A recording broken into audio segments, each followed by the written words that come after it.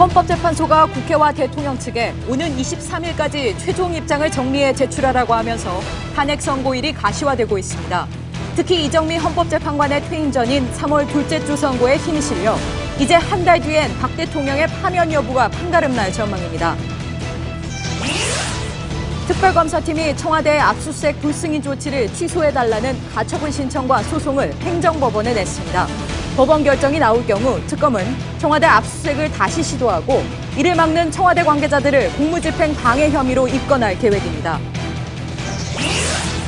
최순실 씨가 지난해 청와대로부터 6천억 원에 달하는 공적 개발 원조 ODA 사업 문건을 미리 받아 이권에 개입하려 했다는 증언이 나왔습니다.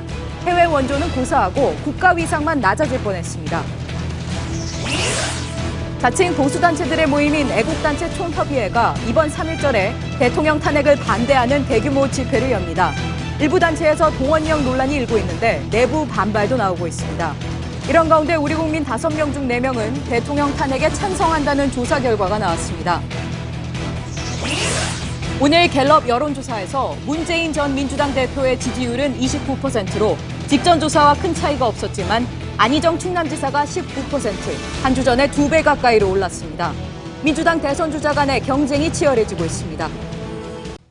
수소, 우주의 75%. 그 무한한 수소로 자동차를 달리게 하다. 현대자동차. 시청자 여러분, JTBC 뉴스룸입니다. 박근혜 대통령에 대한 탄핵 심판 시계 이제 30일 뒤로 맞춰지고 있습니다. 최종 변론 등 향후 일정을 고려하면 3월 13일 이전에는 선고가 나올 수 있다는 게 법조계의 전망입니다. 이처럼 선고일 윤곽이 나오면서 대통령 측은 여론전을 더욱 강화하는 모양새입니다. 하지만 국민들 생각은 다른 것 같습니다. 국민 5명 중 4명은 여전히 대통령 탄핵에 찬성하는 것으로 조사됐습니다.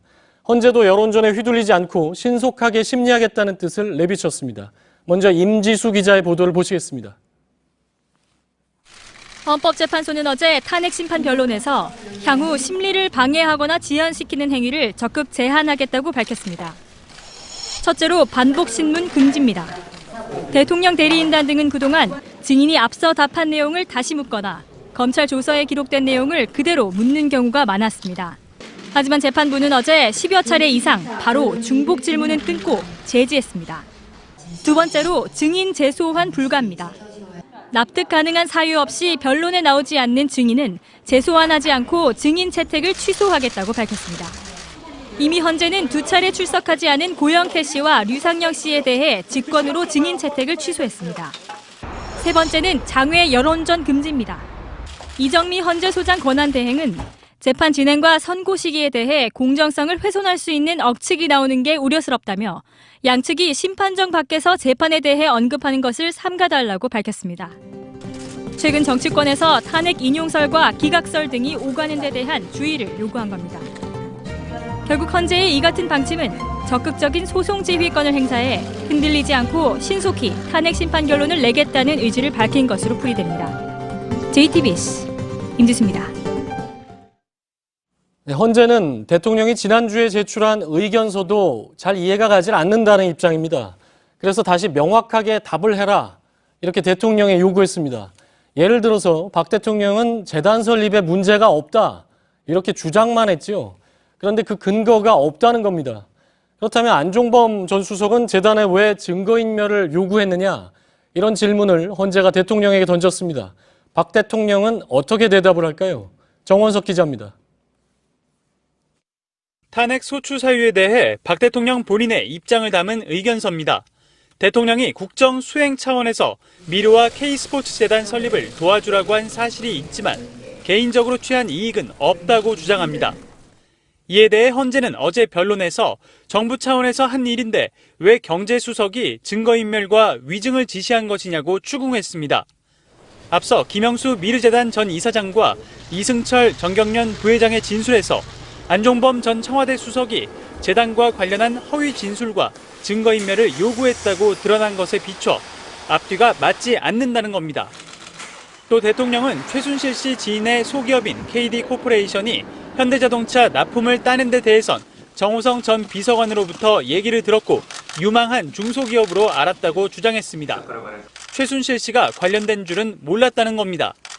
그러나 헌재는 정호성 전 비서관이 이미 최순실 씨 민원이었다고 밝혔는데 대통령은 몰랐다는 거냐며 청와대 부속실이 유망 중소기업 발굴도 하는지 확인하라고 따져 물었습니다.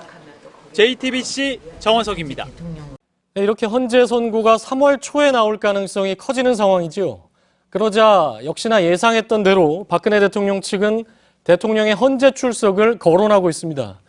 여태까지는 명확한 입장을 내지 않다가 선고일 윤곽이 나오자 갑자기 출석 얘기를 꺼낸 데는 배경이 있겠죠. 윤서령 기자가 설명해 드립니다. 박근혜 대통령 측은 탄핵 심판 결과를 이정미 재판관이 퇴임하는 다음 달 13일 이후로 늦추는데 총력을 다하고 있습니다. 대통령 헌재 출석 카드도 그런 측면에서 검토되고 있습니다. 이전까지 논의조차 하지 않았다던 대통령 대리인단은 어제 갑자기 출석 여부를 대통령과 상의하겠다고 말했습니다. 그러나 여전히 실제 출석하겠다는 건지는 불확실합니다. 일부 인터넷 언론과 했던 해명 들어주기식 인터뷰와는 달리 소추위원과 재판부의 송곳 같은 질문에 답을 해야 하기 때문입니다. 이 경우 논리적인 답변을 하지 못하면 득보다 실이 훨씬 클 수 있습니다. 때문에 박 대통령이 실제 헌재에 출석할 뜻은 없으면서 가능성만 비춰서 일정만 연기하려는 것 아니냐는 지적이 나옵니다. 혹은 헌재가 시간 끌기라고 판단해 대통령 출석을 받아들이지 않을 경우 이를 여론전에 이용하려는 전략이라는 분석도 나옵니다. JTBC 윤서령입니다. 박근혜 대통령이 이렇게 갑자기 헌재 출석 얘기를 꺼내면서 다시 선고 늦추기에 나선 상황입니다. 하지만 헌재가 이 요구를 들어주지 않을 수도 있습니다. 대통령의 명백한 지연 전략이라고 판단하는 경우입니다. 백종원 기자입니다. 그건 의뢰인인 피청구인 대통령과 상의를 한번 해보겠습니다. 박근혜 대통령이 탄핵 심판 결정 전에 출석할 수 있는 방법은 크게 두 가지입니다. 일반 변론기일에 출석하거나 최후 변론에 나오는 겁니다. 먼저 일반 변론에 나올 경우 국회 소추위원회 공세적인 질문과 추궁을 받을 수 있어 가능성은 크지 않습니다. 이 때문에 법조계에선 박 대통령이 출석할 경우 최후 변론에 나와 입장을 말할 것으로 보고 있습니다. 최후 변론은 이르면 오는 24일, 늦어도 27일에서 28일 전후가 될 전망입니다. 직접 대통령이 출석한다고 해서 심리 일정이 지연될 것은 별로 없다는 게 법조계 대다수의 견해입니다.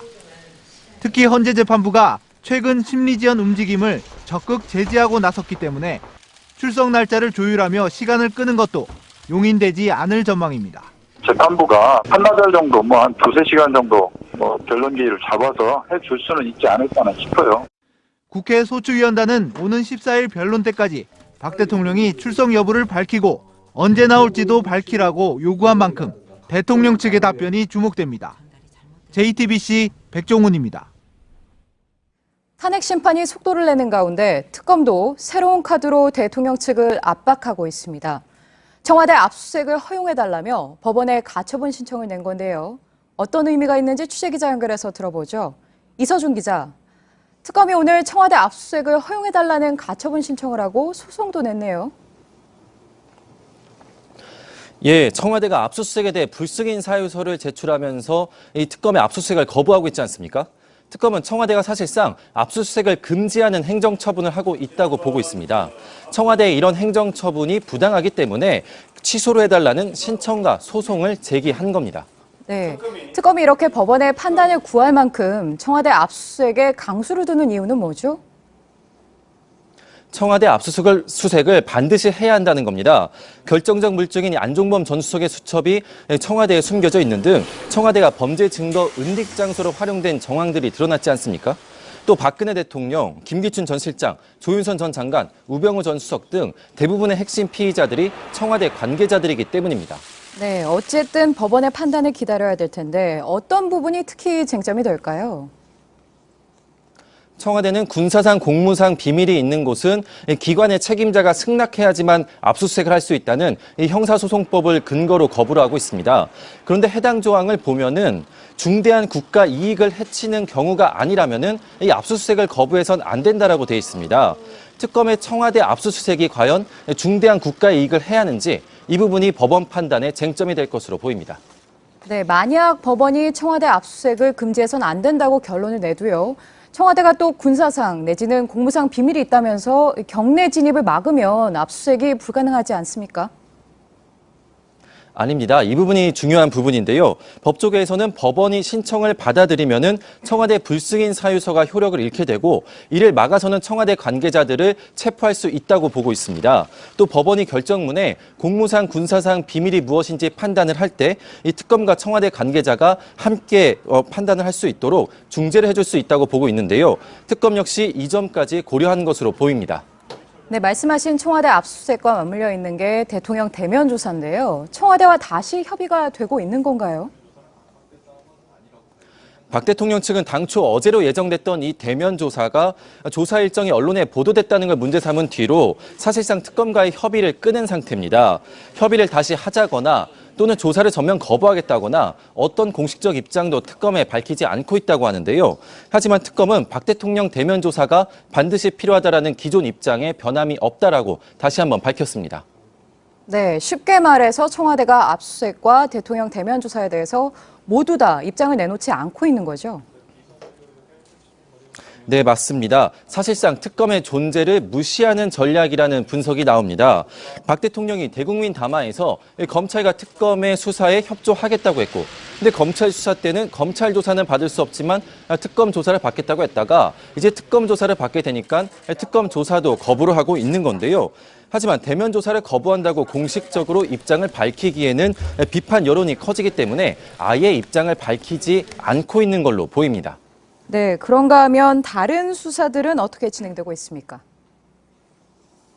예, 오늘 비선진료 의혹의 당사자인 김영재 원장이 소환이 됐고 구속된 그 부인 이 박채윤 씨도 소환을 했습니다. 우병우 전 수석의 소환 여부는 다음 주쯤 결정될 걸로 보이는데요. 특히 삼성 뇌물죄와 관련된 수사가 빠르게 진행되고 있습니다. 네, 특검 사무실에서 이서준 기자였습니다. 오늘 국회 대정부 질문에는 황교안 권한대행이 출석했습니다. 의원들은 황 권한대행에게 청와대 압수수색을 승인하고 특검도 연장하라고 요구했는데요. 하지만 황 권한대행은 사실상 거부했습니다. 박병현 기자입니다. 황교안 권한대행은 청와대 압수수색 승인 요구에 대해선 책임이 없다고 주장했습니다. 정확히 답변해 보세요. 이 청와대를 책임지는 사람이 누굽니까, 지금? 그걸 책임지는 사람은 청와대 경호실장 또 비서실장으로 알고 있습니다. 하지만 곧바로 말이 뒤엉킵니다. 그를 감독하는 사람은 누굽니까? 감독은 제가 합니다. 특검의 청와대 압수수색 승인 요청에 권한 받기라며 답을 하지 않았지만 스스로 모순에 빠졌다는 지적입니다. 특검의 수사기간 연장 요구에 대해서도 답변을 계속 피했습니다. 특검 수사가 미진하니 더 연장이 필요하다라고 요청한다면 총리께서 어떻게 하시겠습니까? 만약 그런 생각을 갖고 있다면 20일 동안 열심히 하지 않겠다는 생각 갖고 있는 거 아닙니까? 여러 야당 의원들이 황교안 권한대행에게 특검의 청와대 압수수색을 승인하고 특검 수사기간도 연장하라고 촉구했지만 황교안 권한대행은 같은 답만 계속 반복했습니다. JTBC 박병현입니다. 이번엔 최순실 씨의 ODA 사업 개입 관련 소식입니다.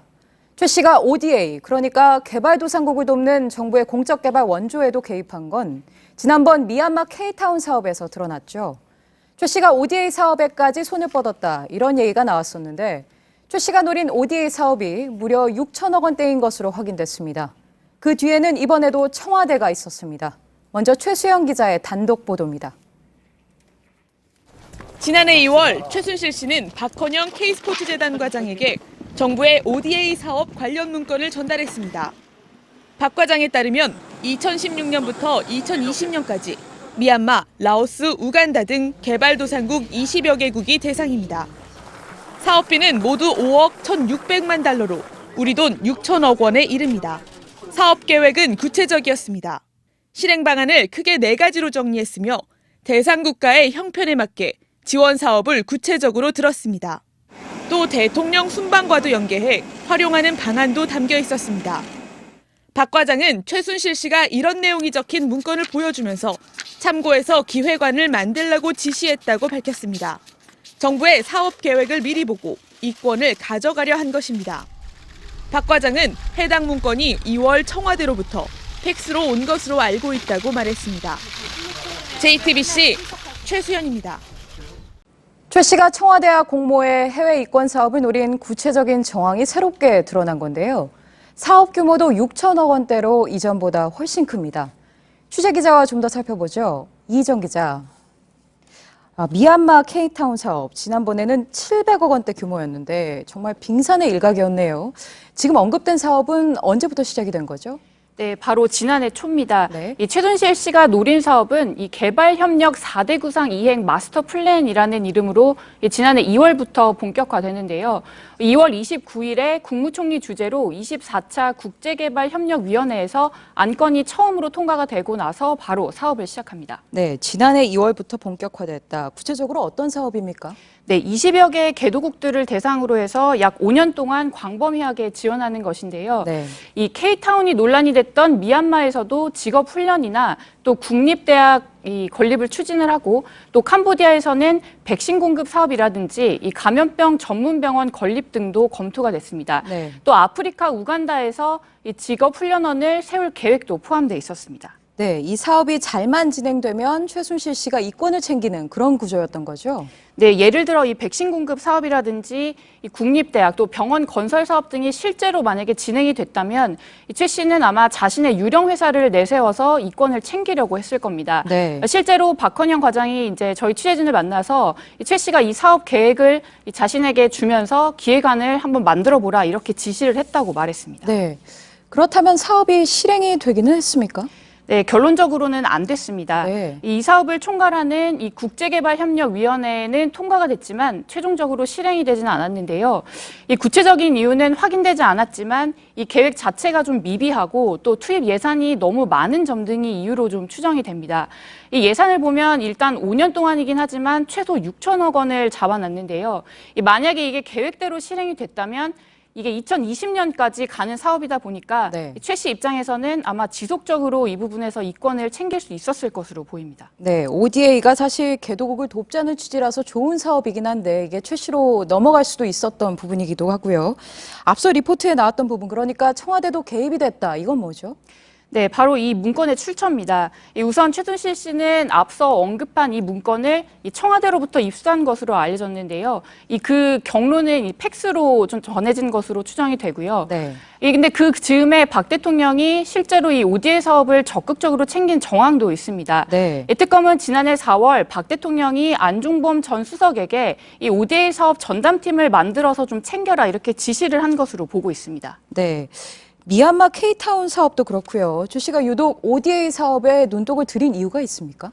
네, 이 ODA 사업은 일단 예산 규모가 이 정부와 또 지자체를 포함해서 1년에 약 2조 7천억 원 정도에 달합니다. 네. 하지만 이거를 여러 부처에서 관리를 하다 보니까 특별히 예산을 관리하기가 사실 쉽지 않은 게 사실인데요. 네. 게다가 또 이 ODA는 그 사업 장소가 주로 해외에 있는 개발도상국이다 보니까 이게 실제 예산 집행 그 내역 같은 거를 확인하기도 어렵습니다.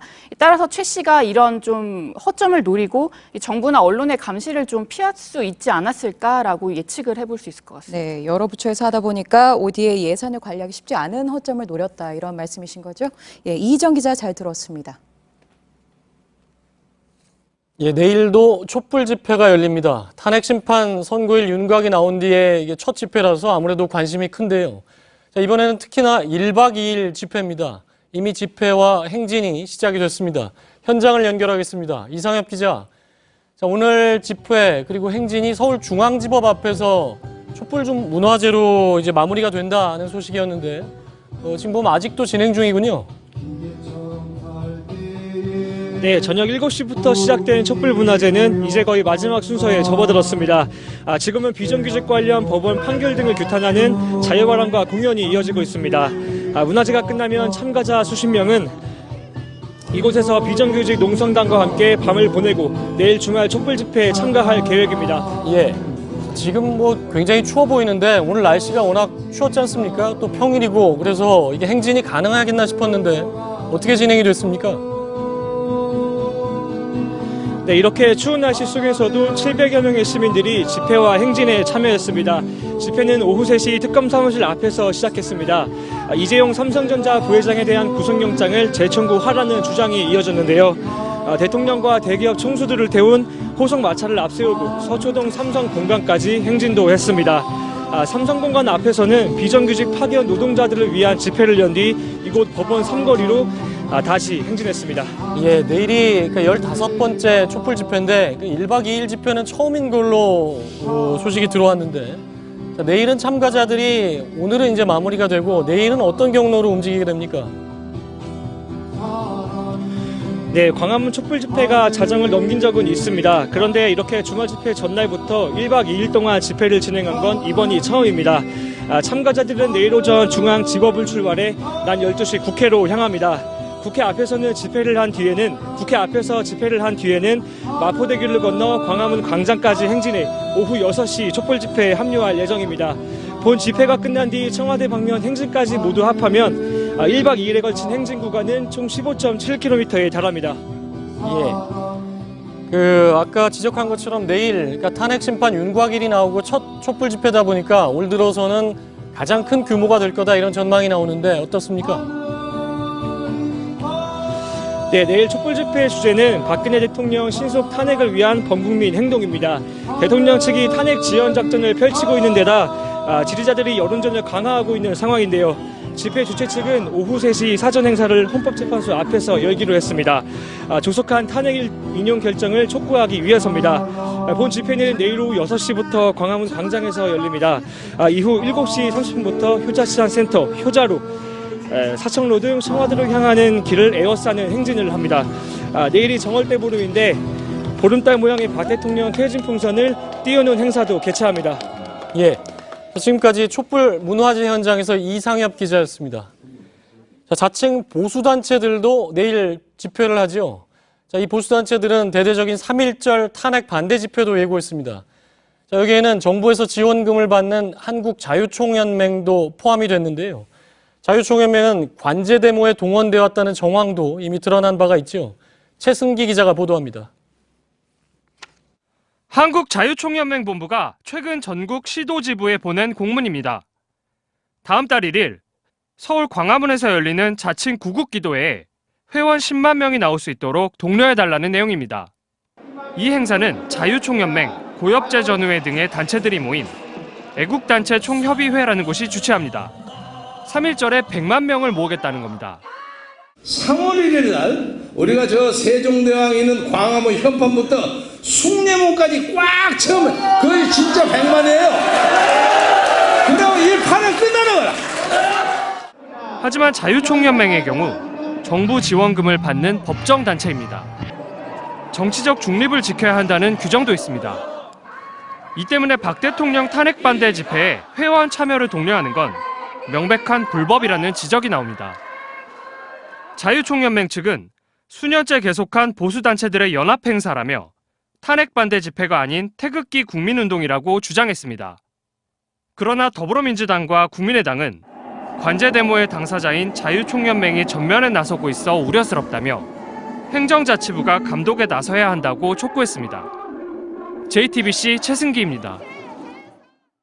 앞서 리포트에서 본 김경재 자유총연맹 위원장은 이전에 대선 개입을 노골적으로 발언한 적도 있어서 논란이 있었는데요. 자유총연맹의 이번 집회 참가 독려를 놓고 단체 내부에서도 반발이 커지고 있습니다. 가뜩이나 관제 데모 동원 의혹이 불거진 상황에서 또다시 대규모 집회 동원이 부적절하다 이런 주장인데요. 이선화 기자가 자유총연맹 내부 관계자 얘기를 직접 들어봤습니다. 자유총연맹의 3.1절 집회 10만 명 독려 방침을 놓고 연맹 내부에서조차 적절치 않다는 비판이 나오고 있습니다. 대통령 탄핵에 반대하는 목소리가 나올 가능성이 큰 만큼 관변단체의 정치적 중립 의무를 위반하는 게 아니냐는 겁니다. 특히 청와대 기획과 지시로 관제 집회를 열어왔다는 정황이 최근 드러나 조직 자체가 흔들리고 있는 상황이라 우려가 더 큽니다. 연맹 자체의 존폐를 지금 걱정을 하고 있어요. 그런 행사에도 추후에 연계 꺼리고 악취를 쳐도 안 될 겁니다.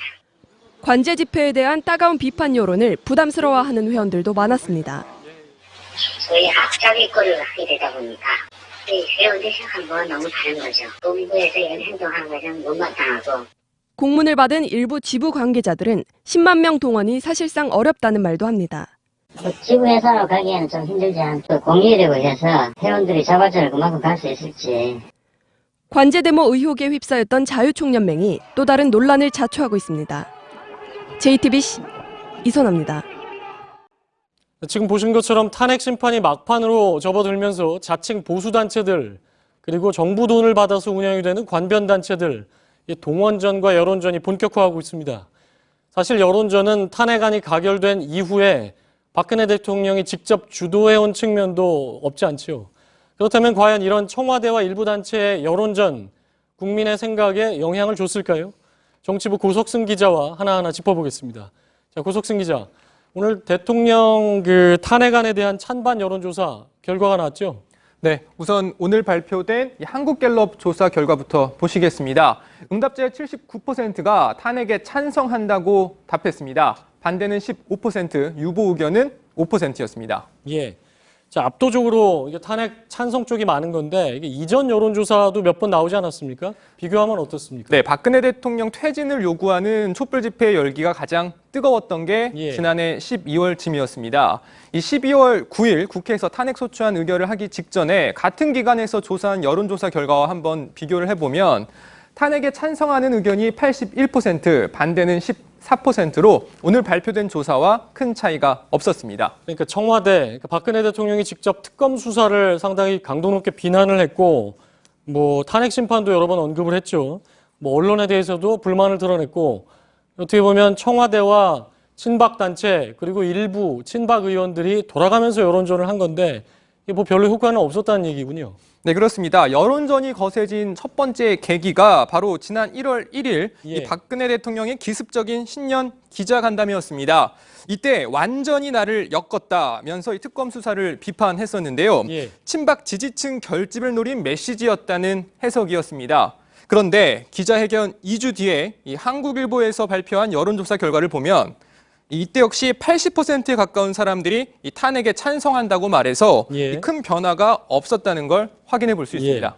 어떻게 보면 1월 1일 저 대통령의 일방적인 간담회가 시작인데 1월 25일이죠. 정규제 TV라는 인터넷 언론하고 인터뷰를 하면서도 훨씬 더 강도 높게 주장을 폈는데 그 후로는 어떻게 됐습니까? 네, 말씀하신 바로 1월 25일이었죠. 당시 이 정규제 TV와의 인터뷰에서 박근혜 대통령은 여러 의혹들이 다 허황된 얘기다 이렇게 이야기했지만 유획됐다 어딘가에서 그런 얘기도 했죠. 그렇습니다. 네, 이렇게 이야기를 했지만 얼마 뒤에 이 동아일보에서 발표한 여론조사 결과를 보면 이번 이 조사에서도 이 여론조사에서 탄핵을 찬성한다는 의견이 78.5%였습니다. 큰 변화가 없었다는 이야기입니다. 오차 범위를 생각한다고 해도 아까 앞서 얘기한 대로 국민 5명 중에 4명은 꾸준히 반대하고 있다. 탄핵안에 찬성하고 있다. 이렇게 봐야 되겠군요. 네, 그렇습니다. 이 말씀하신 대로 지금 대통령 측의 여론전이 현재까지 전혀 효과가 없었다는 그런 이야기입니다. 이 말에는 이 두 가지 의미가 있을 수 있는데요. 우선 하나는 이 박 대통령 측이 지금 지속적으로 이 탄핵 소추의 사유가 잘못됐다. 근거가 없다 이렇게 이야기하고 있는데 국민들은 이 부분을 전혀 믿지 않고 있다는 겁니다. 탄핵 집회 나가보면 그런 얘기를 하고 있죠. 태극기가 촛불을 꺼버렸다 이미 그런 얘기도 하는데 사실 이거는 많이 다른 얘기군요. 네, 그렇습니다. 그리고 더 나아가서는 이 탄핵안 가결 당시에 우리 국민들의 분노 지수를 한번 생각을 해보면 가만히 있어도 그리고 시간이 갈수록 사실 이 탄핵안에 적극적으로 찬성하는 의견이 조금은 줄어들 법도 한데 이 보시는 것처럼 그대로 이 변화가 없다는 이야기는 이 대통령이나 혹은 일부 극렬단체의 허위사실 유포 그리고 이 여론전이 오히려 일반 국민들로 하여금 강한 거부감을 일으키고 있는 게 아니냐 이런 분석도 해볼 수 있을 것 같습니다. 태극기, 이른바 친박단체들이 주도하는 집회에서 나오는 발언들은 굉장히 강한데 거기에 여론은 별로 움직이지 않고 있다라고 봐야 되겠고요. 그런데도 내일 도심에서는 역시나 탄핵 반대 집회는 또 열리죠. 네, 그렇습니다. 정치부 고석승 기자였습니다. 박 대통령 탄핵에 반대하는 일부 세력 등은 이렇게 집회에서만 얘기를 하는 것이 아니라 악의적인 가짜뉴스를 만들어서 유포하고 있다. 이런 소식을 저희 JTBC 뉴스룸에서 집중 보도하고 있습니다. 자, 이것은 여론을 심각하게 오염시키고 조작한다는 점에서 결코 가벼운 사안이 아니지요. 경찰도 전담반을 만들어서 수사에 착수했습니다. 강버들 기자입니다. 그 시작이 JTBC 조작 보도고, 저는 이게 지금 와서 보니까 검찰하고 이미 JTBC가 상당히 공조가 돼 있다는 건데, 사실과 다른 이 같은 주장은 온라인 메신저와 친박단체들이 찍어내는 신문 등을 통해 뉴스로 포장돼 빠르게 퍼지고 있습니다. 허위사실 유포가 심각해지자 경찰도 나섰습니다. 전담 수사 인력을 배치해 소셜미디어 등의 모니터링에 나선 겁니다. 가짜 뉴스를 만들어 유포하는 행위, 그리고 특정인에 대한 의도적이고 반복적인 명예훼손이 주요 단속 대상입니다. 경찰은 가짜뉴스 피해자 신고를 받는 한편 사회적 파급력이 크다고 판단되는 사안에 대해선 자체적으로 수사에 착수한 뒤 혐의에 따라 형사처벌 등에 나설 방침입니다. 또 인터넷 포털 사업자 등과 협력해 가짜뉴스를 빠르게 삭제할 수 있는 체제도 갖출 예정입니다. JTBC 강버들입니다. 대선 주자 여론조사 결과가 오늘도 새로운 결과가 나왔습니다. 갤럽이 이번 주에 실시한 여론조사인데, 자, 보시는 것처럼 28% 대 29% 대 19%, 문재인 전 민주당 대표가 여전히 선두를 지켰고, 2위는 안희정 충남지사로 나타났습니다. 눈에 띄는 건 역시나 안희정 지사입니다. 자, 보시는 것처럼 지난주보다 지지율이 2배 가까이 뛰었습니다. 문 전 대표와 안 지사의 지지율 격차도 10%포인트까지 좁혀졌는데요. 자, 서복현 기자와 여론조사 내용을 분석해 보겠습니다. 자, 서복현 기자. 예. 보면 일단 먼저 결과를 좀 짚어볼까요? 예. 갤럽이 지난 7일부터 9일까지 여론조사한 결과인데요. 예.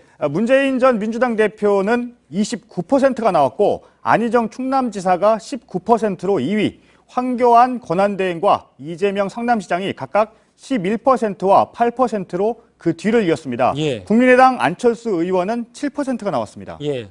그러니까 가장 눈에 띄는 건 단연 안희정 지사인데, 예. 문재인 전 대표하고 격차가 10%로 줄어들었습니다. 예, 그렇죠. 지난주, 그러니까 2월 첫째 주 여론조사 결과와 비교를 해보겠습니다. 문 전 대표는 지난주 갤럽 조사에서 32%가 나왔는데요. 이번 주는 3%포인트 떨어져 큰 변화가 없고, 또 상승세가 주춤했다는 분석도 나옵니다. 그 사이 안 지사는 무려 9%포인트 오르면서 격차가 10%포인트까지 좁혀졌습니다.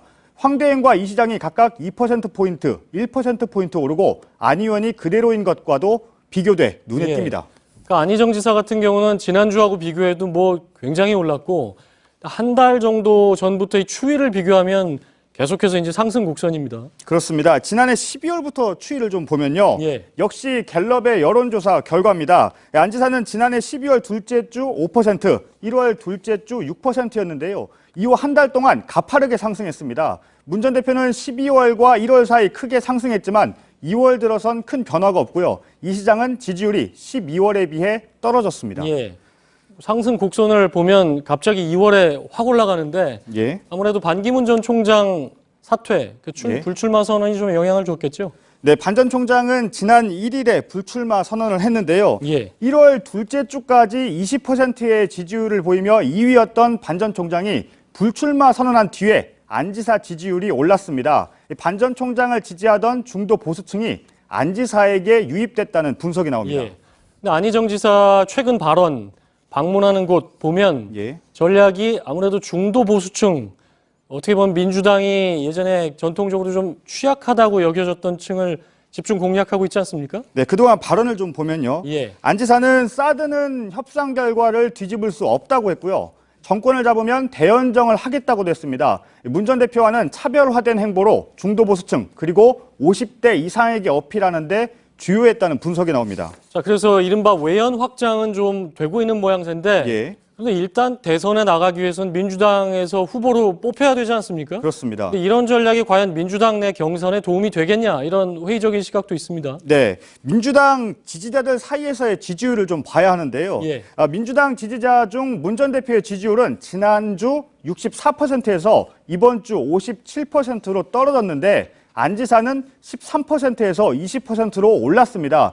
그동안 안 지사의 상승세를 외연 확장으로 보는 분석이 많았는데, 이걸 보면 꼭 그렇지만은 않다는 분석도 가능합니다. 그러니까 서로 뺏고 뺏기는 양상이 벌어지고 있다는 거죠. 예. 근데 서복현 기자 얘기대로 안희정 지사가 문재인 전 대표의 어떻게 보면 민주당 지지층을 좀 뺏어왔다는 얘기는 맞는데 여전히 보면 57대 20 아닙니까? 격차가 워낙 큽니다. 예, 그렇죠. 이 말씀하신 대로 이 당내 경선에서 문 전 대표의 대세론이 여전히 또 상당히 단단한 상황입니다. 이 김정인 전 대표도 문 전 대표의 경선 승리 자체를 의심하지는 않는다 이렇게 얘기를 했습니다. 하지만 앞으로 안 지사의 지지율이 20%를 넘어선다면 상황이 크게 달라질 수 있을 것으로도 보입니다. 뭐 탄핵 심판이 이제 3월 초다 이렇게 얘기가 나오는데 앞으로 한 1, 2주에 문재인 전 대표, 안희정 지사 지지율 추이가 어떻게 나느냐가 굉장히 중요하겠고요. 그렇죠. 네, 정치부 서복현 기자였습니다. 자, 개성공단 가동이 전면 중단된 지 오늘로 꼭 1년이 됐습니다. 정부가 보상을 하겠다 이렇게 밝히긴 했죠. 하지만 입주 기업들의 피해는 여전한 상황입니다. 안태훈 기자입니다. 1년이 지났지만 여전히 입주 기업의 67%는 개성공단이 다시 열리면 재입주 의향이 있다고 밝혔습니다. 비상대책위원회가 회원사들을 상대로 실시한 설문조사 결과입니다. 하지만 정부의 입장은 완고합니다. 개성공단 전면 중단으로 국제사회의 대북제재 결의 동참을 유도했던 만큼 북한의 태도 변화가 없는 한 결정을 번복하긴 힘들다는 것입니다. 북한이 핵개발이라든지 미사일을 개발하는 데 상당한 타격을 입었을 것이라고는 우리가 충분히 추정할 수가 있습니다. 반면 북한과 중국 사이 밀무역이 활발한 상황에서 개성공단 중단 조치가 북한의 핵미사일 개발 억제에 미치는 효과는 미미하다는 시각도 있습니다. 국민 여론도 정부와는 온도차가 큽니다. 공단 재개 여론은 54.6%였지만 폐쇄 상태를 유지하자는 답변은 34.7%였습니다.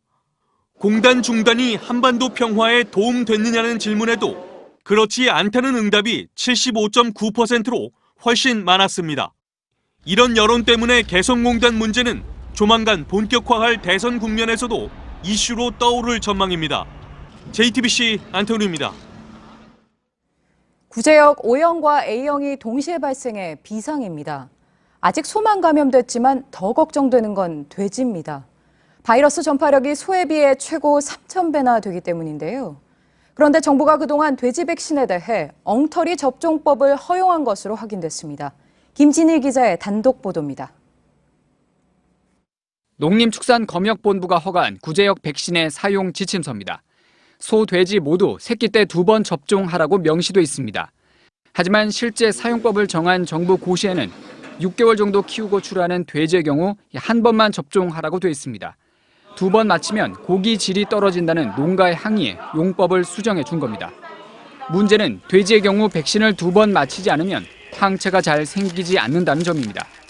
현장 실험 결과 2회 접종 때 60% 이상으로 유지되던 항체 형성률이 한 번만 맞힌 돼지에선 30% 아래로 뚝 떨어졌습니다.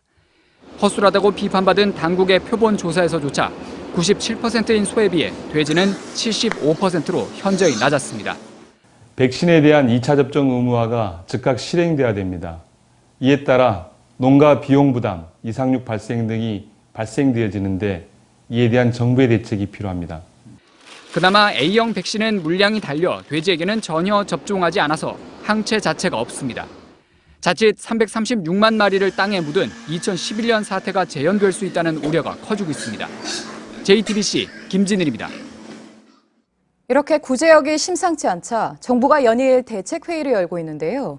하지만 널뛰듯 발생하는 구제역 상황을 그저 쫓아가기 바쁩니다. 컨트롤타워 수장인 황교안 권한대행은 사태 파악이 잘 안 된 모습까지 보여주고 있습니다. 정영재 기자입니다.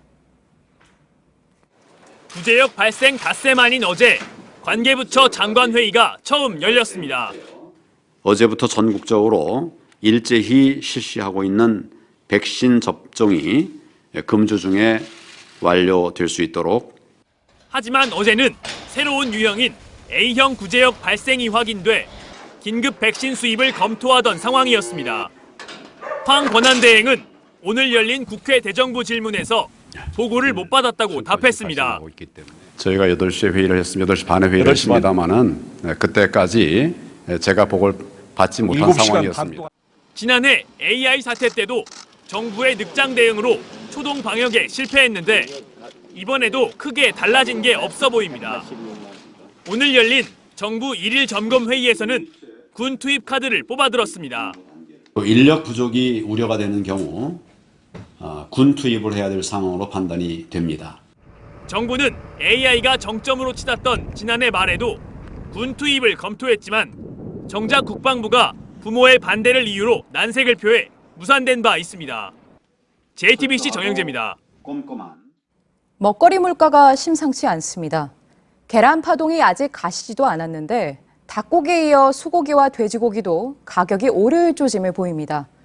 햄버거 값까지 올라서 고기 한 번 먹기가 부담스러워지고 있습니다. 구일영 기자입니다.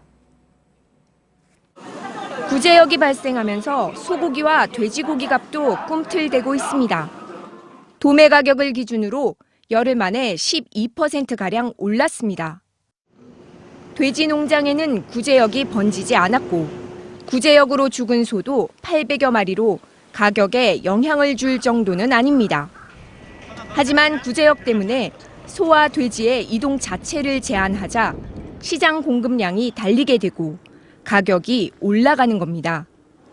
또 지난 2011년 구제역 파동 때 돼지고기 값이 40% 넘게 올랐기 때문에 이번에도 또 오를 것이라는 심리가 벌써 영향을 미쳤다는 분석도 나옵니다. 이렇게 가격이 들썩이자 정부는 오늘 물가관계 차관 회의를 열고 소고기와 돼지고기 가격 안정화에 만전을 기하겠다고 했습니다. 햄버거 값도 잇따라 오르고 있습니다. 보름 전에 맥도날드가 최대 400원을 올렸는데 내일부터는 버거킹이 최대 300원 인상합니다. 이렇게 먹거리 물가는 오르는데도 정작 외식업 전망은 어둡습니다. 농림축산식품부는 올 1분기 외식 산업 침체가 계속되고 특히 치킨집이 어렵겠다고 발표했습니다. JTBC 구희령입니다. 정부가 지난해 계획보다 더 거둔 세금이 20조 원에 육박했습니다. 경기 침체에도 기업과 가게에서 쓸 돈을 정부가 거둔 꼴이 되는데요. 이렇게 정확하지 못한 세수 예측 때문에 재정이 경기를 살리는 역할을 하기보다 부담이 되고 있다는 지적이 나옵니다. 이주찬 기자입니다. 지난해 담배세는 12조 4천억 원, 담배세 인상 전인 2014년 7조 원에 비해 크게 늘었습니다. 정부는 애초 담배값 인상 명분으로 국민 건강을 위해 담배 판매량을 줄이기 위해서라고 밝혔습니다. 하지만 오히려 판매량은 줄지 않고 세수만 크게 늘어난 것입니다. 담배값은 많이 올랐는데 그에 따라 이제 쓰이는 세금은 남아 돈다고 하더라고요. 월급은 안 오르고 그냥 담배값만 계속 오르고 있으니까 저희는 답답할 노릇이고. 지난해 정부가 걷어들인 세금은 모두 242조 6천억 원, 전년보다 무려 24조 7천억 원이 늘었습니다. 전년 대비 증가 규모로는 역대 최대입니다. 정부가 처음 예산안을 짰을 때보다는 19조 7천억 원이 더 거친 것이고 7월 경기 부양을 위해 추가 경정 예산을 편성할 때 수정한 예산보다도 9조 8천억 원이 많은 액수입니다. 경기 부진에도 세수만 나홀로 호황인 셈입니다. 기획재정부는 기업의 이익이 늘고 부동산 거래가 늘어난 영향 등에 세금이 예상보다 많이 거쳤다고 밝혔습니다. 하지만 크게 빗나간 세수 예측이 그렇지 않아도 침체된 경기에 부담을 주고 추가 경정 예산을 편성하는 게 관례화되는 등 부작용이 커지고 있다는 비판의 목소리가 나옵니다. JTBC 이주찬입니다. 미국 항소법원까지도 트럼프의 반이민 행정명령에 제동을 걸었습니다. 하지만 미국의 입국 심사는 여전히 트럼프식으로 초강경 분위기입니다. 미국 이민당국이 한국인 여행객을 교도소에 구금시키고 영사 접견권도 막은 사실이 JTBC 취재 결과 드러났습니다. 강신우 기자의 단독 보도입니다. 호주 농장에서 일하는 27살 김승우 씨는 지난 2일 호주 브리즈번 공항에서 지인이 살고 있는 뉴욕행 비행기를 탔습니다. 경유지인 미 하와이 호놀룰루 국제공항에서 김 씨는 4시간 가까이 이민국 심사를 받았습니다. 귀국 티켓까지 보여줬지만 입국 거부 결정과 함께 미 연방구치소에 수감됐습니다. 외투 벗으라고 하고 뒤로 돌으라고 하더니 사람들이 좀 많이 없는 곳에 데려가서 수갑을 채웠어요. 이민국은 신분 확인차 통화한 지인 이모 씨가 김 씨의 과거 미국 불법 취업을 이야기했기 때문이라고 밝혔습니다. 하지만 김 씨는 불법 취업 사실이 없었고 이 씨 또한 처음 듣는 얘기였습니다. 이민국은 비엔나 협약에 명시된 영사 접견권까지 거짓말로 묵살했습니다. 김승호 씨 친구분이 이거 좀 알아봐 달라고 해서 바로 전화를 했는데 그때 당시에 CF에서 이 사람에 대한 정보를 확인해 줄 수 없다. 그거에 대해서 동의를 안 했다는 거예요. 주미 한국 대사관은 영사 접견권까지 막은 것은 이례적이라며 미 정부에 공식 항의할 계획입니다. JTBC 강신우입니다. 1972년 아폴로호 이후로 인류가 다시 한번 달을 향한 도전을 시작합니다. 미국과 유럽의 항공우주국이 이르면 2021년 우주인 4명을 태운 우주선을 발사할 예정입니다. 더 나아가 2030년엔 우주선을 화성에 보내 착륙까지 한다는 계획입니다. 박영호 기자입니다. 달 탐사선을 배경으로 만든 영화 아폴로 13호입니다. 우주인을 태운 우주선이 달로 향하는 험난한 여정을 그리고 있습니다. 유인 우주선 탐사는 1972년 미 항공우주국 나사의 아폴로 프로젝트가 끝난 이후 더 이상 진행되지 않았습니다. 미 항공우주국 나사와 유럽 항공우주국은 현지 시간 9일 유인 달궤도 프로젝트인 오리온 미션이 빠르면 2021년 시작된다고 밝혔습니다. 우주선 발사 장소는 나사의 케네디 우주센터입니다. 달 궤도 비행에 나서는 우주인은 최대 4명입니다. 첫 비행에서는 달에 착륙하지 않고 달 궤도에 진입해 궤도 비행을 하다 지구로 귀환하게 됩니다. 이후 다시 인류가 달 착륙에 성공하면 궁극적으로 2030년 우주인을 태운 우주선을 화성에 보내 착륙까지 하는 게 목표입니다. 나사 외에도 미국의 민간업체 스페이스X도 유인 우주선을 화성에 보낸다는 계획을 세우고 기술 개발에 나서고 있습니다. 한편 우리나라는 2013년에 수립한 우주개발 중장기 계획에 따라 2040년까지 단계적으로 행성 탐사를 추진한다는 계획입니다. JTBC 박영호입니다. 프리스타일 스키, 에어리얼이라고 혹시 들어보셨나요? 국내에선 아직 생소하지만 화려한 공중 동작으로 설원의 서커스라는 별명을 가진 종목입니다. 오늘 평창에서 개막한 스키 월드컵에서 우리 선수가 내년 올림픽 출전권을 따냈습니다. 전효희 기자입니다.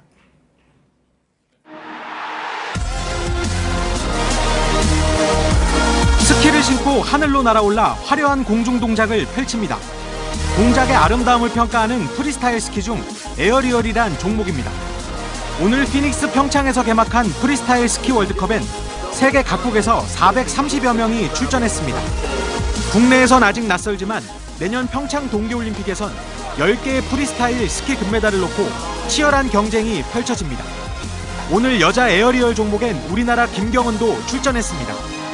꼴찌만 면하면 다행이라고 했지만 김경은은 생애 처음으로 출전한 월드컵에서 참가 선수 25명 중 20위에 올랐습니다. 뒤로 한 바퀴를 도는 기술을 무난하게 성공했고 착지도 깨끗했습니다. 결선 진출엔 실패했지만 월드컵 30위 이내 선수에게 주어지는 올림픽 티켓을 거머쥐었습니다. 여자 에어리얼 금메달은 고난도 공중회전 기술을 선보인 중국의 쉬멍타오에게 돌아갔습니다. JTBC 전영입니다.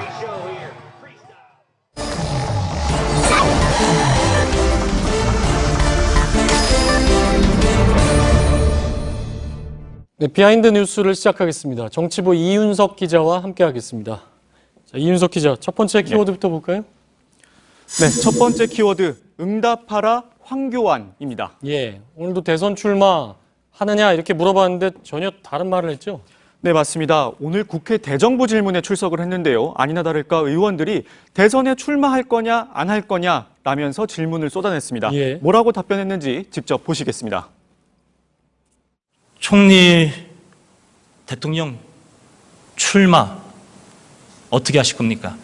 저는 현재 대통령 권한 대행에 무거운 짐을 맡고 정말 무거운 책임감을 느끼고 있습니다. 당면한 국내외의 여러 어려움들이 너무 많습니다. 극복해야 됩니다. 여기에 모든 역량을 집중하고 있습니다. 예. 근데 상식적으로 생각해서 정말로 대선에 출마할 뜻이 없으면 출마하지 않겠다. 권한대행으로서 국정 운영에 최선을 다하겠다. 이러면 되는 건데요. 그 말은 안 하네요, 계속. 네, 그래서 다른 의원들도 관련 질문을 계속해서 반복했습니다. 예, 여러 번 나왔죠. 오늘. 예, 총리가 말한 대로 국정 안정을 위해선 그렇다면은 대선에 출마하지 않겠다라고 선언을 하면 되는 거 아니냐라고 물었는데요. 이에 대해서 뭐라고 답변을 했느냐면요. 지금은 오로지 국정을 챙기는 일에만 전념하고 있다. 좀 엉뚱한 대답을 한 겁니다. 예, 그 엉뚱한 대답이 오늘 여러 번 나왔고 사실 지난 몇 주간 계속 반복되었던 얘기인데 근데 황권한 대행 작년에 그러니까 국회 출석했을 때는 전혀 다른 얘기를 했었죠. 예, 당시에 뭐라고 말을 했는지 직접 영상을 보시겠습니다. 혹시 대통령 출마를 계획하거나 고려하고 계십니까? 전혀 없습니다. 예, 이렇게 황 권한대행의 답변이 바뀐 건 최근 자신의 지지율이 상승하고 있기 때문인 것으로 보이는데요. 정치권에선 답변을 일부러 회피하고 있다거나 아니면 이런 상황을 오히려 즐기고 있는 것 아니냐 이런 비판까지 나오고 있습니다. 예, 너무 진지한 표정으로 국정 운영이 중요하다 이 얘기만 하니까 더 이상 그 문답이 이어지질 않는 상황인데 근데 새누리당 의원들은 좀 다른 것들을 많이 물어봤죠? 네, 맞습니다. 새누리당 윤상직 의원이 특검 연장 반대를 주장하다가 이런 말을 했습니다. 파면된 대통령이 여성 피해자로서 수갑을 찬 모습을 국민들에게 꼭 보여주겠다는 그런 의도 외에는 저는 설명이 되질 않습니다. 굳이 계속해서 여성 피의자, 여성 대통령, 여성을 강조하는데 사실 물론 수갑을 찬 모습을 보여주겠다는 게 특검의 의도도 아니겠지만 좀 이해가 안 가는 모습이죠. 예, 야권에서도 강하게 반발을 했는데요. 특검 연장을 하자는 주장은 진실을 밝히자는 것이지 여성 대통령인 게 여기서 왜 나오느냐라고 반발했습니다. 예, 윤상직 의원 같은 경우는 황 대행 요새 지지율이 왜 높아지고 있냐 이런 얘기도 물어봤죠. 자, 다음 키워드 볼까요? 네, 두 번째 키워드는 나 돌아갈래입니다. 바로 문재인 전 민주당 대표가 국방 안보 분야의 자문역으로 영입한 인물이었죠. 바로 전인범 전 특전 사령관인데요. 자문역을 버리고 다음 주에 미국으로 간다고 합니다. 전인범 씨 논란이 한두 가지가 아니었죠. 근데 광주 민주화 운동 당시에 발포 명령을 한 게 전두환 전 대통령 당시 발포 명령을 한 게 전두환이 아닐 거다. 이런 얘기를 했는데요. 네, 전인범 전 사령관이 지난 7일 한 언론과 가졌던 인터뷰 내용이 문제가 됐습니다. 기자가 5.18 광주 민주화 운동에 대해서 어떻게 생각하느냐라고 물었는데 이에 대한 답변을 하다가 지금도 발포 명령을 누가 내렸는지 아무도 모르지 않느냐. 전두환 전 대통령이 지시했다고 생각하지 않는다라고 말한 겁니다. 이거 광주 민주화 운동에 참여했던 광주 시민은 당연한 얘기고 일반 국민들의 판단이나 정서하고도 상당히 동떨어진 얘기인데 왜 이런 얘기를 했다고 합니까? 그래서 저희가 직접 해명을 들어보려고 여러 차례 전화를 했는데 전화를 받지 않았습니다. 다만 자신의 페이스북을 통해 입장을 밝혔는데요. 뭐라고 썼냐면요. 광주 민주화 운동에 대한 존경과 전두환 전 대통령이 무한 책임이 있다는 생각엔 한치의 변함이 없다. 표현의 부족으로 심려를 끼치게 돼 다시 한번 깊이 사과드린다. 이렇게 남겼습니다. 근데 그렇게 생각한다는 모습은 전혀 보이질 않았죠. 나 돌아갈래라고 이제 그 이윤석 기자가 잡았는데 이게 전인범보다도 사실은 문재인 전 대표 입장이 한 일주일 전으로 돌아가고 싶은 게 아니냐. 맞습니다. 너무 잃은 게 많지 않느냐 이렇게 보여지네요. 네, 최근 문재인 전 대표의 지지율이 가장 높게 나오고 있지 않습니까? 그거는 지난해까지만 해도 호남에서의 낮았던 지지율이 상승한 데 힘입은 결과란 분석이 많습니다. 그런데 광주 민주화 운동은 호남 지역에서 상징성을 갖고 있습니다. 그렇기 때문에 문 전 대표의 영입 인사가 이런 논란에 휩싸였다는 건 결국 호남 지역의 지지율에 타격을 주는 거 아니냐 이런 분석이 나오고 있습니다. 다만 한 캠프 관계자는 이렇게 말을 했는데요. 공식 직책을 맡았던 것도 아니고 단지 자문 역할이었기 때문에 별다른 영향이 없을 것이다. 이렇게 말했습니다. 그런데 지금은 별게 아닌 것처럼 얘기를 하지만 사실 전인범 씨를 데리고 올 때만 해도 상징성을 굉장히 부각을 했기 때문에 저런 정도 얘기로 이게 무마가 될까 하는 거는 역시나 좀 더 지켜봐야 될 대목이겠네요. 맞습니다. 이윤석 기자였습니다. 오늘 전국 곳곳에 한파특보가 발효됐는데요. 제주도에는 올겨울 들어 가장 많은 눈이 내렸습니다. 여객선 운항이 통제됐고 항공기 결항도 속출했습니다. 홍지우 기자입니다. 한라산이 설원으로 변했습니다. 진입로 곳곳엔 통제 표지판이 설치됐고 나무까지 파묻혔습니다.